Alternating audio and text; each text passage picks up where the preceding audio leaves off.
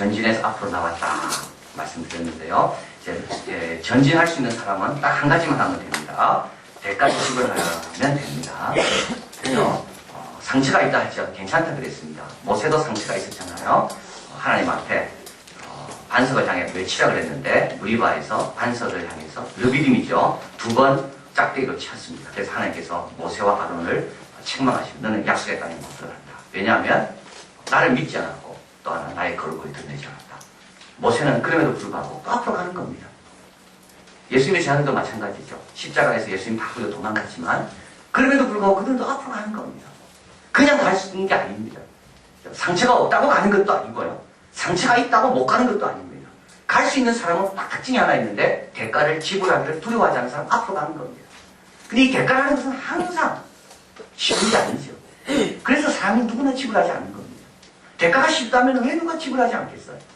대가라는 것은 항상 우리가 하여금 갈등하게 만드는 게 대가입니다. 그래서 순종하고 나가며 십자가를 지는 정신으로 예수님 생각하면서 내 유익보다 하나님 나라의 유익을 생각하며 앞으로 나가는 사람은 대가를 지불하는 사람 앞으로 나가고 아무리 과거에 잘 살았다 할지라도 그 대가 앞에서 멈춘 사람은 계속 그 자리에 멈춰 있는 겁니다. 그래서 누가 끝까지 가는가? 온전한 사람이 아닙니다. 실수 없는 사람도 아니고 또 상처가 없는 사람, 많은 사람도 아니고 누가 끝까지 가는가 하면 상처가 있든 없든 실수를 하든 안 하든 하여튼 주님께서 오늘 제한된 십자가를 지라 그러면 그 십자가를 지는 사람은 앞으로 가는 겁니다. 그래서 이제 거의 다 온 거죠. 요단 건너편, 여리고 맞은편까지 도착한 겁니다. 자, 여기에 이제 이스라엘 백성에게는 이제 엄청난 큰 어려움이 기다리고 있습니다. 이건 싸움이 아니고요. 이건 이제 이 십볼에 하던 발락의 이제 계획, 음모가 이 뒤에 기다리고 있는 겁니다. 근데 이스라엘 백성은 압니까? 모릅니까? 모릅니다. 이스라엘 백성이 발락이 지금 뭐 하는지 압니까? 모릅니다. 그런데도 이스라엘 백성은 모르는 사이에 발락은 지금 엄청난 음모를 꾸미고 있는 겁니다. 우리도 마찬가지입니다. 오늘 우리가 예배드리는 순간에 누군가 우리를 향해서 음모를 꾸미는지 모릅니다. 뭔가 진행되고 있을지도 몰라요. 그러나 우리는 걱정 안 해도 됩니다. 왜냐하면 하나님 알아서 다 막아주시니까. 그게 발락의 이야기입니다. 우리가 모르는 영역에 있어서 아무리 적들이 우리를 축복의 자녀에서 저주의 자녀로 바꾸려고 한다 할지라도 하나님께서 다 막아주신다는 겁니다. 그래서 실제로 우리의 싸움은 그들이 아닙니다. 우리를 해치려는 사람과 싸움이 아니라 실제 우리의 가장 무서운 적은 내 자신입니다. 이렇게 이기는데요. 이스라엘 백성이 24장에 가고 5장에 가보면 뭐 하는가 하면 모압 여인들과 가늠합니다. 그래서 결국 24,000명이 죽는 겁니다. 이들이 죽는 것은 발락이 음모를 꾸며서 죽는 게 아니라 이들이 죽는 것은 자기 스스로를 이기지 못해가지고 죽는 겁니다. 자, 그래서 오늘 이제 이 발락의 이야기인데요. 이 발락과 발람이죠. 헷갈립니다, 여러분. 그래서 성경에는 발락, 발람. 발람이 자주 나올까요? 발락이 자주 나올까요? 네? 발람이 성경에는 자주 나옵니다. 발락은 별로 안 나옵니다. 요한계시록에 발람의 교훈을 따르는 이 다 발람이고, 또 유다스에도 바이스진저 해서, 유다스에서 제일 불쌍한 사람, 제일 하나님 앞에 죄악의 어떤 화신을 할 수 있을까? 저렇게 살면 안 된다는 대표적인 사람이 3명이 있는데, 한 사람은 고라고, 여기 나오잖아요. 고라. 또 한 사람은 누굴까요? 가인이고, 또 한 사람이 이 발람입니다. 자, 그래서 여러분, 우리가 이제 성경을 읽다 보면 발람이 나오는데, 그러면 발락과 발람, 이 두 사람이 오늘 동시에 등장하는데, 이 차이를 오늘 확실히 아셔야 됩니다. 발락과 발람. 발락은 왕입니다, 왕. 왕인데, 이 왕은 음모를 꾸미는 왕이죠. 발람은 선지자고 예언자.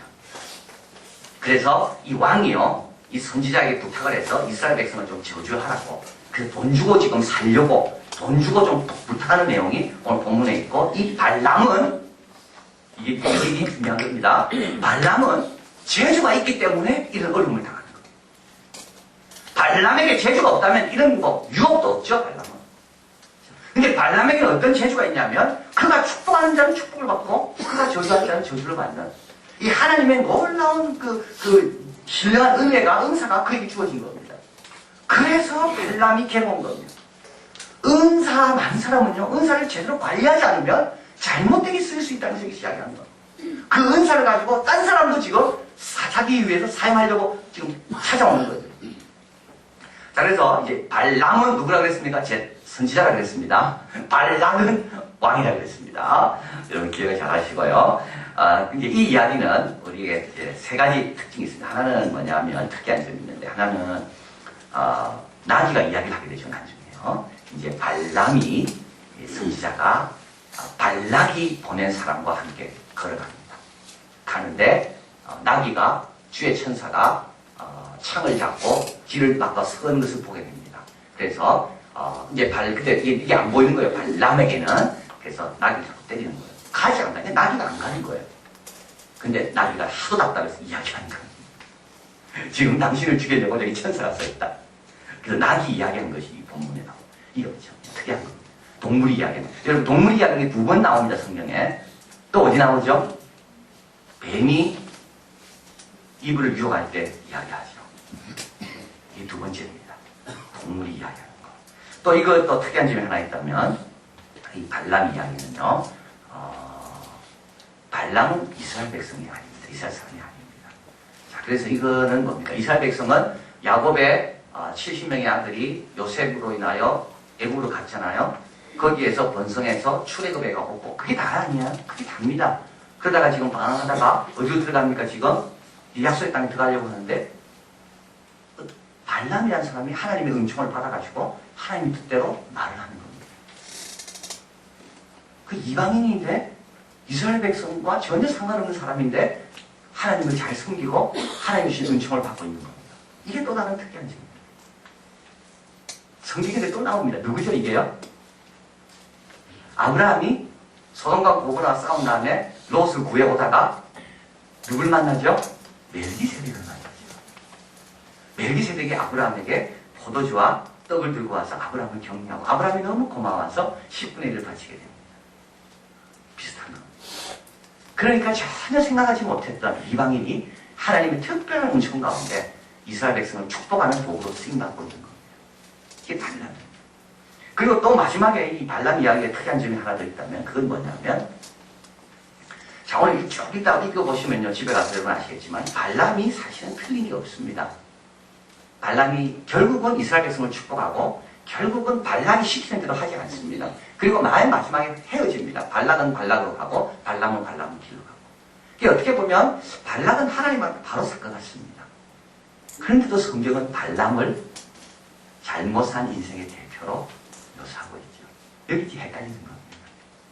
여기 봐서는요, 이 본문을 봐서는 전혀 발람이 잘못한 게 안 보입니다. 그런데도 왜 유다서는 화 있을진저 고라자손과 가인과 발람을 같이 분야하는 거예요. 왜 요한계시록은 잘못된 교훈을 따르는 사람을 발람의 교훈을 따르는 거다. 이 발람을 왜 쓰는가요? 왜 그럴까요? 성경에만 나와 있죠. 저가 남은 구원하였을 때 자기는 구원하지 못하였다.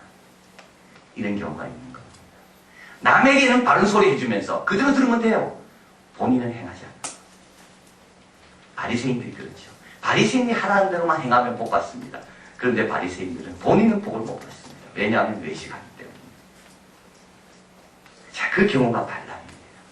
그래서 우리도 그렇게 되기가 쉬운 겁니다. 저 같은 사람이 더 쉬운 거죠. 여러분 복 받는 거는요, 여러분 제가 하라는 대로 하면 정말 복 받습니다. 그렇죠. 근데 나는 복 못 받을 수 있는 거예요. 부모가 자식 보고 이렇게 하라 하면서 자식은 복 받는데 부모가 복 못 받을 수가 있어요. 아무나 선생이 되지 말아야겠습니다. 그래서 우리는 착각합니다. 내가 이렇게 복을 끼쳤기 때문에 나도 복 받을 거라. 그렇지 않다는 겁니다.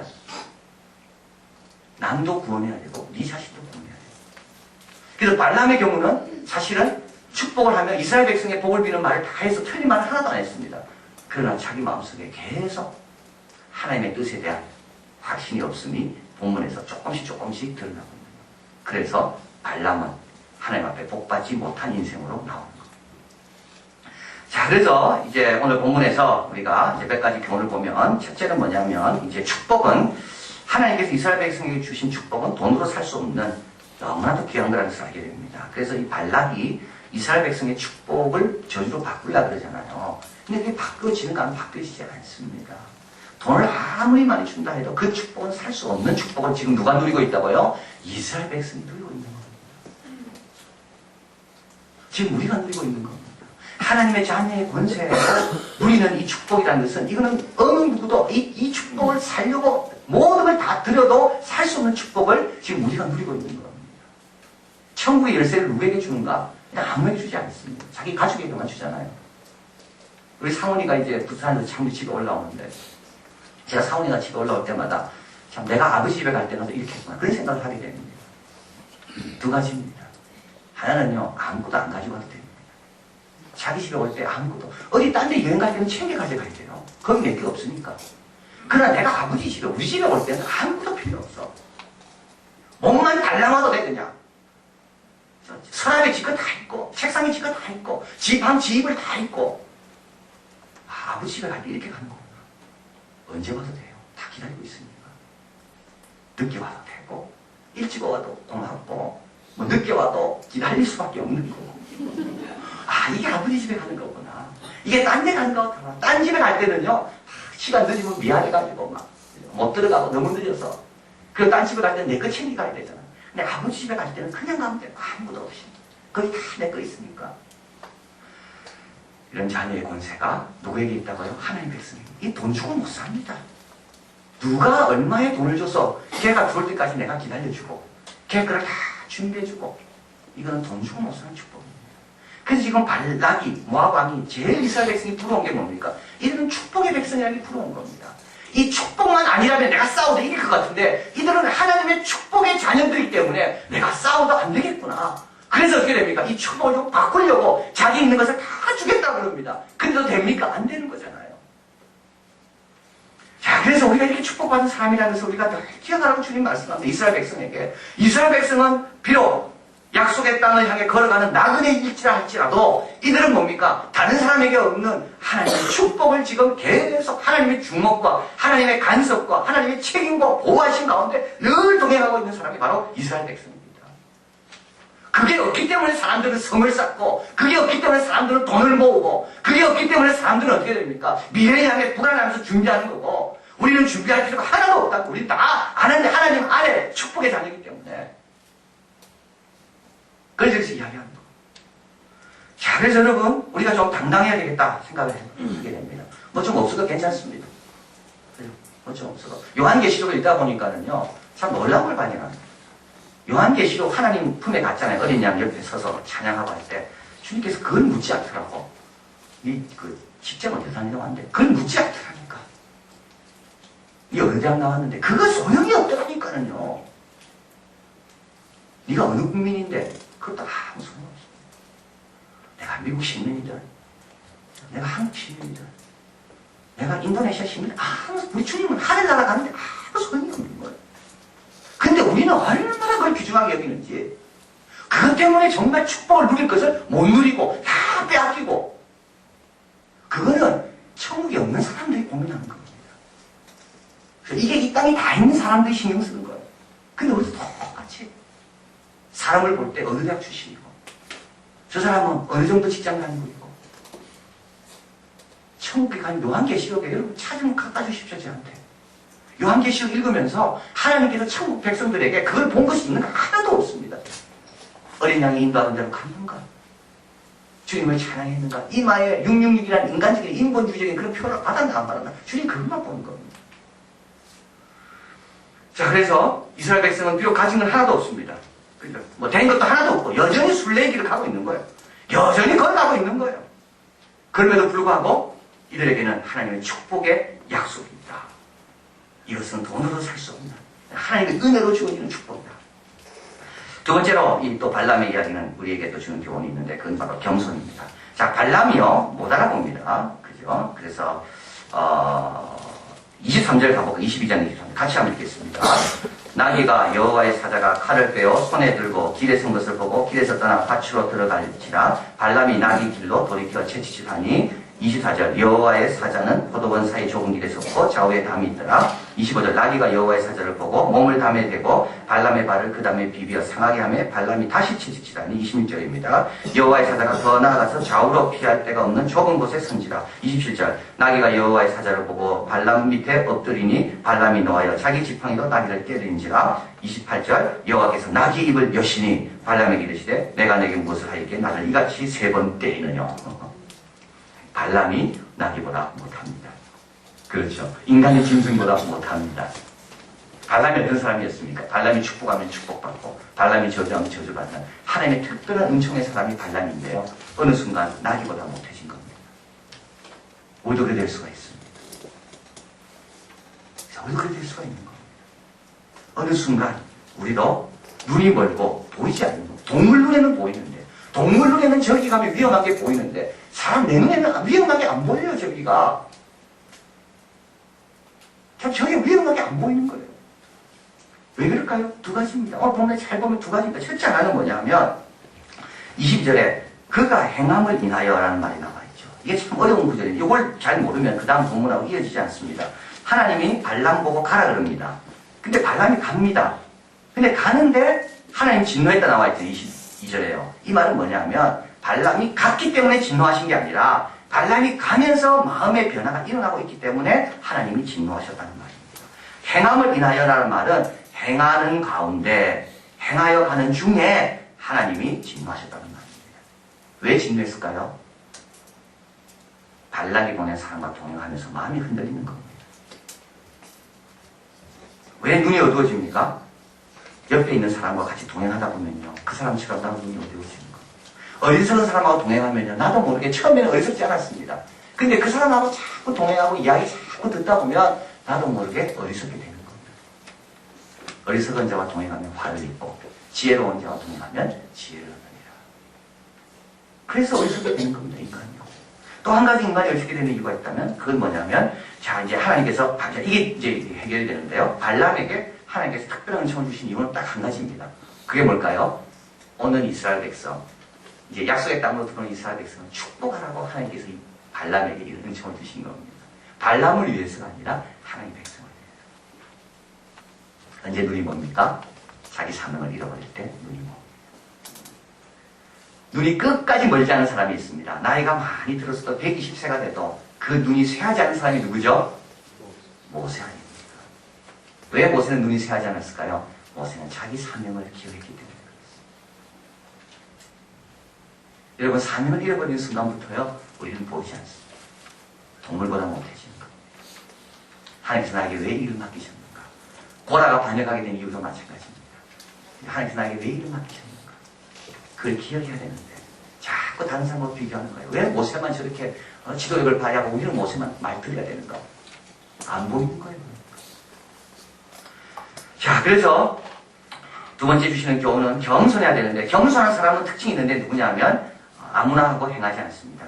그래서 겸손한 사람은 자기가 연약함을 알기 때문에 내가 누구와 동행해야 될지를 선별하고 또 겸손한 사람은 자기 사명을 늘 잃지 않습니다. 이럴 때 겸손도 유지되는 겁니다. 자, 마지막으로 이제 오늘 본문에서 우리 주는 교훈이 있는데요. 그건 뭐냐? 하나님께서 열심히 일하고 계시는 거죠. 자, 그래서 지금 이스라엘 백성은 이런 일이 일어나는지 모르고 있습니다. 그런데 하나님께서 이스라엘 백성을 받지 못하도록 발람을 계속 막아주시는 겁니다. 그래서 발람이 실수할까봐 나귀를 통해서 이야기하시고 나귀가 이야기하시고 천사를 보내시고 그래서 결국은 발람이 나중에 눈을 떠서 하나님께서 막으시는 걸 보고 나중에 이스라엘 백성을 축복합니다. 그런데 25장 가볼까요? 같이 있습니다. 이스라엘이 시딤에 머물러 있더니 그 백성이 모압 여자들과 음행하기를 시작하니 같이 읽습니다. 그 여자들이 그 신들에게 제사할 때 백성을 청하며 백성이 먹고 그들의 신에게 정하므로 이스라엘이 바알 부올에게 부속된지라. 이스라엘 백성 지금 뭐 하고 있습니까? 모압 여인하고 음행하고 그 다음에 어떻게 됐다고요? 그들이 섬기던 바알 부올이라는 하나님께 속한 게 아니라 바알 부올에게 절을 하고 바알 부올에게 속한 부속된 사람이 되어버리고 만 겁니다. 그러니까 하나님이 일할 때 이스라엘 백성이 놀고 있을 게 아니라 이스라엘 백성도 열심히 하나님의 일에 맞춰서 자기 일을 감당해야 되는데 하나님이 이 일해준다고 자기는 아무것도 안 하고 한 달을 여유 있게 보내다가 어떻게 됩니까? 시험에 들게 되고 넘어지게 되고 결국 그래서 24,000명이 죽는 겁니다. 이게 너무죠. 여러분 기도했죠 하나님께. 그럼 하나님 기도 응답 따라 일하십니다. 그럼 나는 뭐 해야 됩니까? 나는 그 기도의 응답에 맞게끔 나도 일하지 않으면 결국 기도가 응답됐습니다. 발람은 축복밖에 못합니다. 발락의 뜻은 좌절됐어요. 그런데도 그 좌절된 축복을 누려야 되는데 못 누리는 거예요. 왜냐하면 내가 그 그릇을 준비되지 않았기 때문에. 그래서 하나님이 일한다고 안심할 게 아니라는 겁니다. 왜냐하면 우리가 약하기 때문에 그래요. 우리가 방심하면 다윗이 한 달의 자기 집 꼭대기에서 왔다 갔다 하다가 한강 오니까 어떻게 됩니까? 시험에 드는 겁니다. 우리 아이 안에 바세바가 목욕하는 게 보이는 겁니다. 정신이 없어 보실 때 그게 보이는가? 그러니까 언제 시험에 많이 드는가 하면 한가할 때 시험에 많이 듭니다. 모든 일 끝났을 때 시험에 제일 많이 든다고요. 하나님께서 이렇게 열심히 일하십니다. 근데 이스라엘 백성은 지금 뭐하고 있습니까? 하나님 일하니까 걱정할 게 없잖아요. 발락이 빨리 치러와야 되는데 발락이 지금 못 치러고 자기 뜻이 번번이 좌절되니까 발락은 지금 어떻게 할지 모릅니다. 이스라엘 백성은 잘 된 거죠. 아무도 자기 괴롭히는 사람 없고 그냥 죄 짓는 거. 이번에 우리 중국 우리 유학생들이 5,000명입니까? 그죠? 서울에서 서울시청에서 막 폭력을 휘두르고 그게 뭘까? 참 두 가지 생각. 걔들 엄발죠. 다 추방시켰습니다. 인간적인 생각으로. 근데 또 불쌍하기도 하고. 또 걔들 추방시켰다가 또 중국에서 사업하는 우리 한국인들 어려워지면 어떻게 할까? 중국에 가는 유학생들도 어려워지면 어떻게 할까? 그런데요, 이게 하나님 우리에게 주신 경고입니다. 우리가 그렇게 강하지 않습니다. 우리 민족, 우리나라가 중국 사람들 우습게 보는 거예요. 일본에서 그렇게 합니까? 미국에서 그렇게 합니까? 지방도 아닙니다. 서울 한복판에서. 오늘 신문에 그렇게 나왔더라고요. 걔네들이 한국 와서 배운 게 그거라는 거예요. 한국의 공권력이라는 거는 데모하고 달려들어도 공권력은 맞는 게 공권력이라는 걸 배웠다는 거예요. 여기서 한국에서. 그래서 미국의 유학생들은 그런 짓을 못하는데 한국에 있는 중학 유학생들은 한국의 데모대들이 경찰들 때리고 부수고 하는 걸 다 봤기 때문에 이렇게 해도 되는구나. 그게 우리가 그걸 학습시킨 거라는 거예요. 정말 수치스럽습니다. 정말 자존심 상하고. 자존심 안 상합니까? 정말 분노가 끓어납니다. 제가 이제 청도를 가야 되는데 가야 될지 말아야 될지. 가긴 가야 되는데 이걸 또 알고 중국에서 나를 안 돌아보낼지 모르겠지만 베이징 올림픽이 될지 안 될지 그것도 힘들었습니다. 중국 사람 저렇게 나오면. 근데 중국 사람들이 지금 대사관을 통해서 중국 아이들에게 답을 시킨다 그러잖아요. 버스비를 대주면서. 너희들이 가서 성화봉송할 때 너희들이 몸으로 막아라. 그래서 미국 같은 데는 불이 3번이나 꺼졌다 그래요. 티벳 항의하는 시위대에 의해서. 그래서 간신히 버스에 올라타가 다시 불을 붙이고. 그러면 우리에게 안 나오지만. 그러면서 걔들에게 차비도 대주고 버스도 대절해주고. 그리고 지침을 줬다고 합니다. 근데 그 지침에는 티벳 사람들을 모함하지 말고 또 폭력을 쓰지 말고 이런 지침. 근데 그것을 대사관 측에서 우리에게 알려왔다 그러잖아요. 경찰에게 경찰인데 1,000명 정도는 뭐 별일 있을까? 근데 우리가 회개해야 됩니다. 저는 다른 게 탓할 게 아닙니다. 우리의 공공질서, 우리의 치안, 우리의 경찰에 대한 권위 이런 걸 우리가 인정하지 않잖아요. 그래서 외국인들이 거기 보고 배워가지고 자기 마음대로 하는 거예요. 지금부터라도 남을 위해서라도 우리가 잘 지켜야 돼요. 폴리스 라인도 지키고 경찰에게 말도 함부로 하지 말고. 우리는 이럴 줄 몰랐습니다. 근데 걔들은 음모로 생각하고 있었다니까요. 우리는 안일하게 편안하게 그냥 있었지만 중국 사람들은 애들을 다 동원해가지고 더 무서운 거는요. 우리는 잘 모르지만 사탄이 보이지 않는 그런 것들을 다 지금 꾸미고 있습니다. 그래서 우리가 쉴 수가 없는 겁니다. 우리는 쉬지 않으리. 우리는 하나님의 성벽의 파수꾼.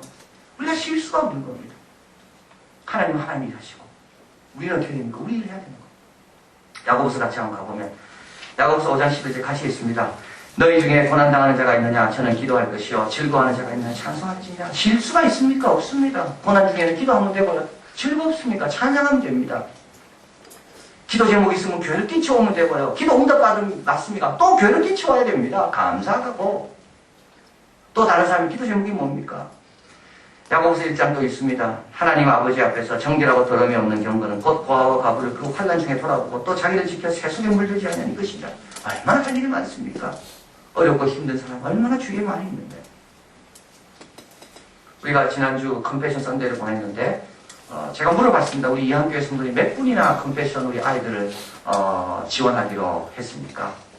주일날만 이제 그 현장에서 받은 것만 95명의 아이들 우리가 지원하기로 했고 또 이제 많은 분들이 이제 또 가져가셨대요. 집을 써가지고 오신다고.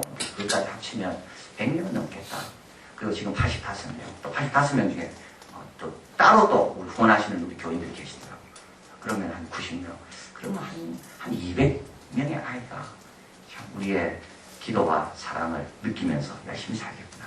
200가정이 이런 인하여 보고 드리겠구나. 그런데요, 컨페션도요, 편지 쓰잖아요. 편지 쓰는데 10분밖에 안 걸립니다. 근데 참 이상합니다. 편지를 쓰고 난 다음에 몇 시간 동안 계속 그 은혜가 있습니다. 그러니까 늘 깨어있다는 게 24시간 말씀만 생각하고 기도하고 그게 아닙니다. 중간중간 하나님의 주도권을 인정하고 하나님 앞에 기도하는 시간을 지키고 그러면 나머지 시간 열심히 해도 그 깨어있는 과정으로 계속 깨어있는 겁니다. 이게 파물린다는 말이 있잖아요. 돌을 하나 던지면 돌이 조그맣게 떨어지지만 그 조그맣게 그냥 가라앉지 않습니다. 뭐 물결을 일으키잖아요. 파물을. 그래서 작은 10분의 편지 한 장이 물결을 일으킨다 우리 삶이에요. 작은 기도의 시간 10분이 성경 읽는 10분이 우리의 물결을 일으킨다. 그게 바로 깨어있는 겁니다. 그러니까 아무것도 안 하고 성경만 읽는 게 깨어있는 게 아니라 버스 타고 가면서 운전하러 가면서 직장에 가서 성경을 읽고 제가 지난주에는 그 신방을 갔습니다. 신방을 가서 예배를 드리는데 저는 쉽게 생각하고 갔어요. 그냥 그분하고 저만 예배 드리는 걸 생각하고 직장으로 간 거예요. 낮에. 근데 그분이 직장 동료들을 다 모아놨더라고요. 내가 얼마나 감동이 되는지. 성경 찾아와라. 어떤 직장은요, 성경이 먼지가 꽉 앉아있어요. 처음 펴보는 거. 직장에 다 둘러 앉아가 예배를 드리는데, 야, 이거는 되겠구나. 이분은 예배를, 직장에서 예배 드리는 것을 이건 부끄러워하지 않구나. 근데 그게 파장이 일어나는 겁니다. 예배는 몇 분이면 끝납니다. 그러나 그 다음에 파장이 일어서 하루 종일 하나님의 은혜 안에 거하는 거. 이게 깨어있는 거. 자, 그래서 하나님은 하나님이 하십니다. 우리 손이 미치지 않는 발락, 어떻게 발락이 미치겠어요? 우리는 못 미쳐요. 그러나 하나님께서 우리에게 약속하신 걸 이루기 위해서 하나님은 하나님이 하십니다. 그럼 우리는 어떻게 해야 됩니까? 우리는 이곳에서 어려운 사람 돕고 힘든 사람 세워주고 하나님께 찬양하고 기도하고 우리는 우리를 해야 되는 거예요. 자, 그래서 우리 마지막으로 한번 같이 읽어볼까요? 우리 민수기 23장 19절 같이 읽습니다. 하나님은 인생이 아니시니 시건치 아니하시고 인재가 아니시니 후회가 없으시도다. 어찌 그 말씀하신 말을 행치 아니하시며 하신 말씀을 실행치 않으시랴. 이거는 발람 이야기하는 말입니다. 너무 놀라운 고백이죠. 발람 본인은 물론 이대로 잘 지키지 못했지만 그들은 그 바른 말을 한 겁니다. 하나님은 인생이 아니기 때문에 시건치 아니하시고 실수로 말하는 경우가 없습니다. 인자가 아니기 때문에 우리 하나님은 이스라엘 백성을 택한 걸 후회하지 않습니다. 어찌 그 말씀하신 바를 행치 아니하시며 하신 말씀을 실행하지 않으시냐. 이 귀한 하나님의 자녀들이. 그래서 우리도 쉬면 안 됩니다. 우리의 마음을 빼앗기면 안 됩니다. 그래서 우리도 이스라엘 백성처럼 깨어서 가야 되고 안 그러면 이스라엘 백성처럼 하나님이 일하시는데 우리는 낮잠자고 죄짓고 범죄하고. 자, 그래서 이 말씀을 기억하면서 우리도 하나님 믿음으로 하나님 앞에 신실한 파트너, 하나님과 함께 손잡고 일하는 파트너, 하나님의 그 파트너다운 그런 신실함, 그런 신실함으로 승리하시는 되기를 진심으로 바랍니다. 기도하겠습니다.